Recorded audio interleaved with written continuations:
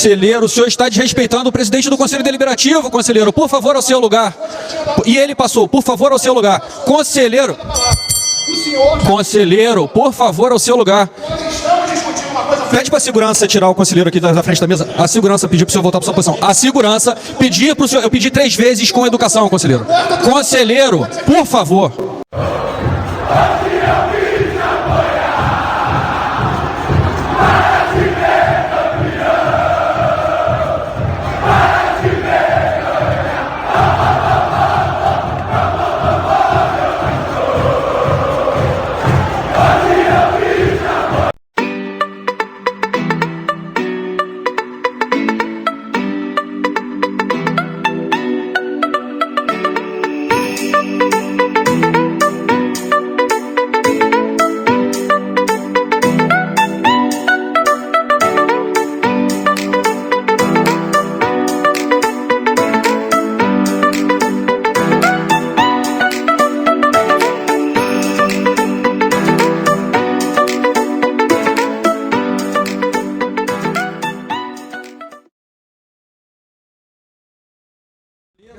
Sérgio Frias e dizer o seguinte: Sérgio Frias, em primeiro lugar, bom dia, obrigado pelo seu carinho de estar aqui com a gente, né, na nossa emissora, ter se disposto aí essa manhã, estar aqui com a gente. Primeiro eu quero que você coloque para nós sobre essa situação aí, né, que aconteceu nesse vídeo que nós acabamos de colocar, essa falta de respeito, de ética a um benemérito do Vasco, né?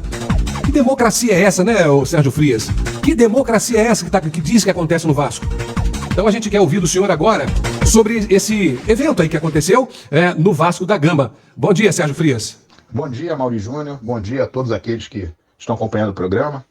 E bom dia a todos os vascaínos do Brasil e do mundo.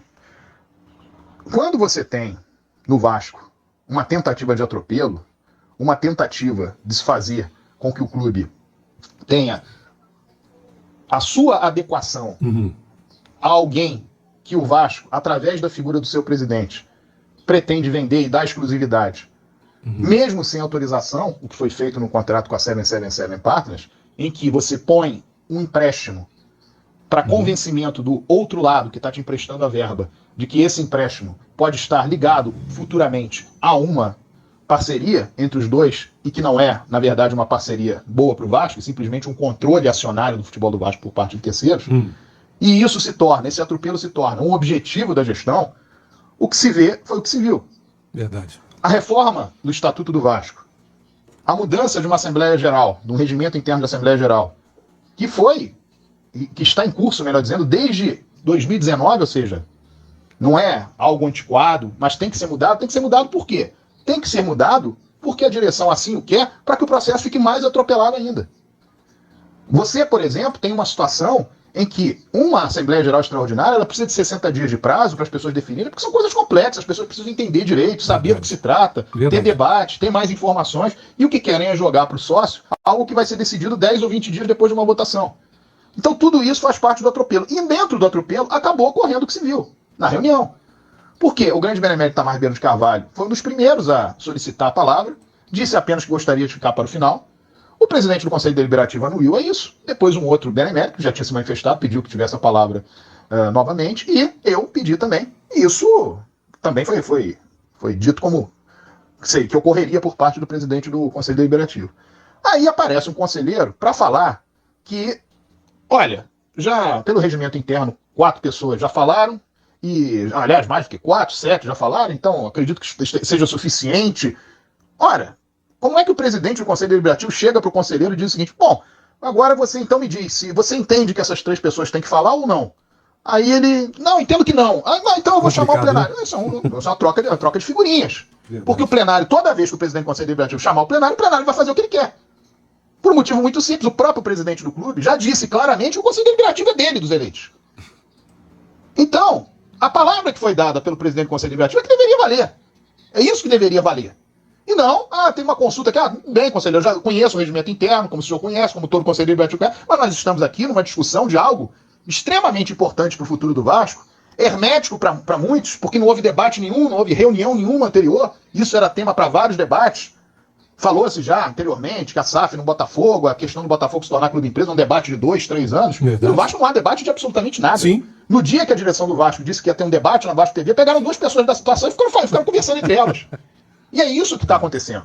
Então esse atropelo acabou levando. Claro que eu tinha que contestar, uma vez que eu vejo esse tipo de votação completamente absurda, ela é ridícula, e ao mesmo tempo, o presidente do Conselho Deliberativo não tem o que dizer, não tem o que falar, sabe que tá cometendo um erro, sabe que deu a palavra antes, sabe que poderia perfeitamente chegar para o Conselho e dizer, olha, me desculpa, tudo bem, nós podemos até parar, mas nós já temos 3 inscritos. O que já cansou de acontecer no Conselho Deliberativo em temas muito menores, com vários presidentes de Conselhos Deliberativos.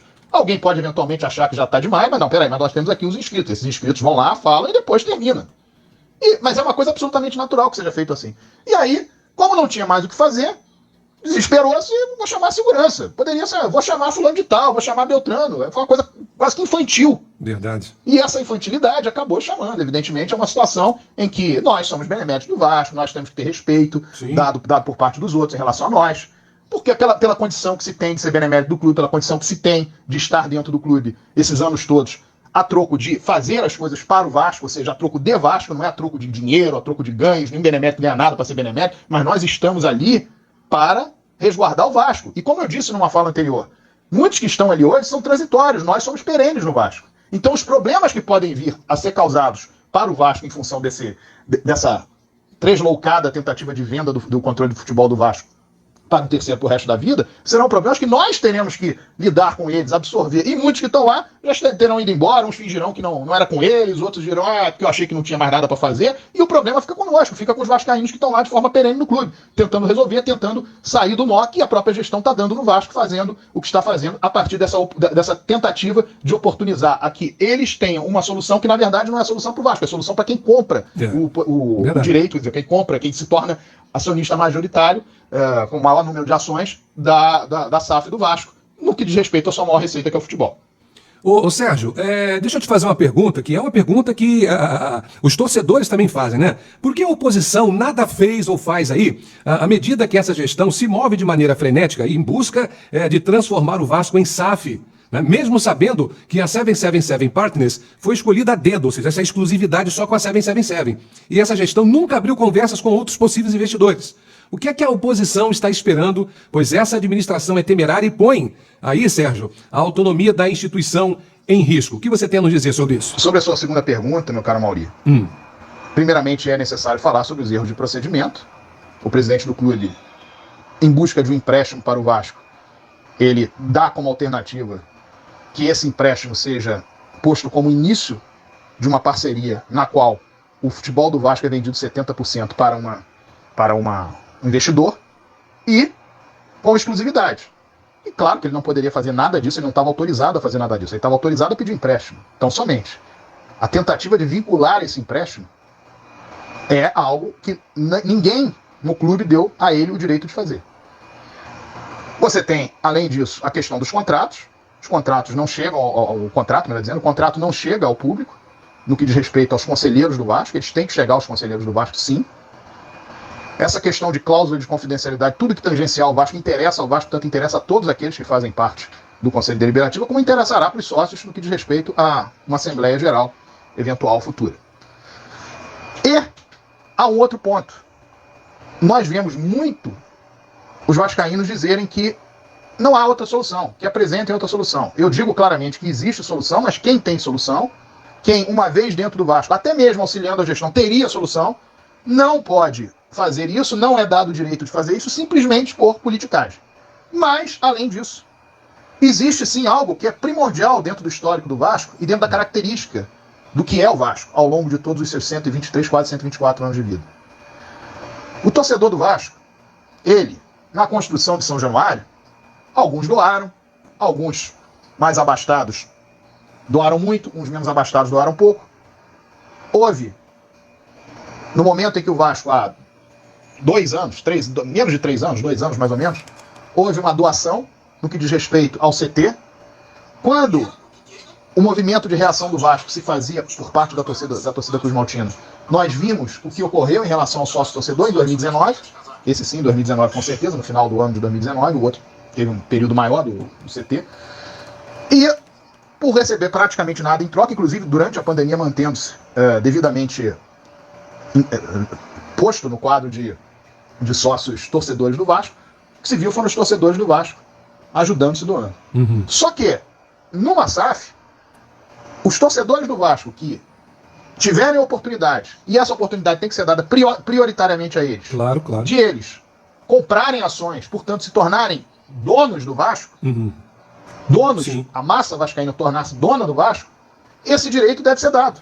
Porque aí não é doação, aí não é por receber alguma coisa pequena em troca, aí é por ter o torcedor do Vasco, o controle do Vasco, ou o torcedor do Vasco, controle no que diz respeito ao futebol, ou da SAF, né, no controle da SAF, melhor dizendo, que acaba chegando ao que diz respeito ao futebol, bem como ele ter junto ao clube uma maioria percentual que vai levar a que o próprio clube possa ter eventuais parceiros, mas ele, Vasco, junto com a sua torcida, Sim. controlem o Vasco. E aí, nada mais democrático, nada mais participativo do que a direção com a torcida do Vasco seguirem os melhores rumos para o Vasco. Então, existe uma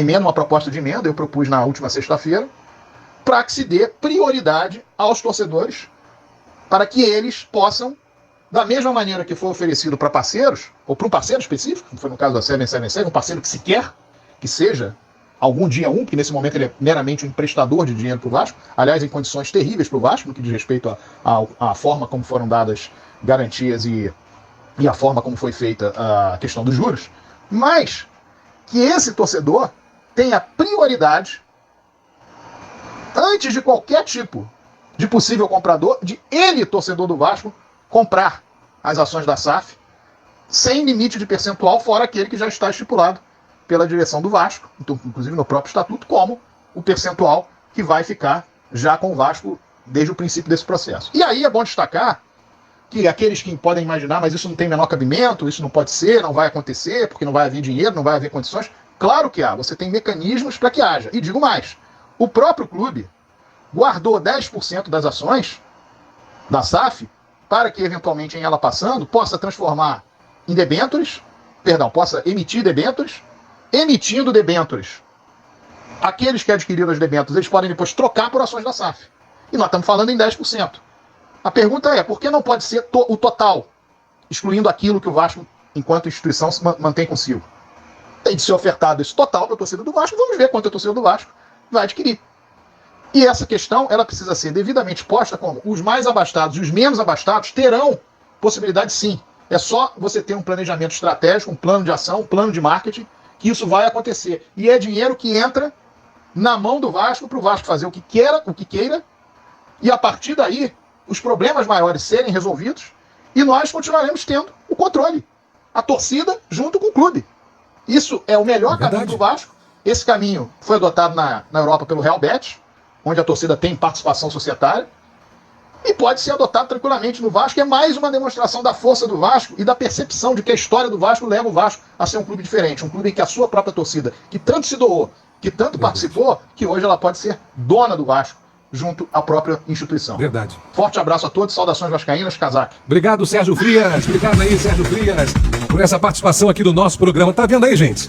A torcida pode ter acesso a comprar aí essas ações e ser dona do clube. Por que não foi apresentada essa proposta aí para a torcida e foi dada essa exclusividade estranha à 777 Partner? Nada contra a 777 Partner. O problema é que a gestão exclusivou ali, deu exclusividade a eles e não se ouviu outros investidores e muito menos a oportunidade do torcedor poder adquirir essas ações aí e serem os donos, que já são, né? Na verdade, o torcedor, o sócio, ele já é dono do clube, né? Mas já que quer se vender a SAF, por que não passa aí pro torcedor?